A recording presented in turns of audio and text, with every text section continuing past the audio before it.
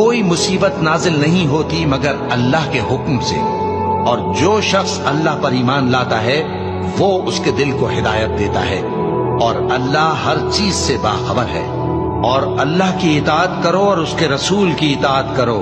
بس اگر تم منہ پھیر لوگے تو ہمارے پیغمبر کے ذمے تو صرف پیغام کا کھول کھول کر پہنچا دینا ہے۔ اللہ جو معبود برحق ہے، اس کے سوا کوئی عبادت کے لائق نہیں، تو مومنوں کو چاہیے کہ اللہ ہی پر بھروسہ رکھیں۔ مومنوں، تمہاری بیویوں اور اولاد میں سے بعض تمہارے دشمن بھی ہیں، سو ان سے بچتے رہو، اور اگر معاف کر دو اور درگزر کرو اور بخش دو تو اللہ بھی بخشنے والا ہے، مہربان ہے۔ تمہارا مال اور تمہاری اولاد تو آزمائش ہے، اور اللہ کے ہاں بڑا اجر ہے، سو جہاں تک ہو سکے اللہ سے ڈرو اور اس کے احکام کو سنو اور اس کے فرمانبردار رہو اور اس کی راہ میں خرچ کرو، یہ تمہارے حق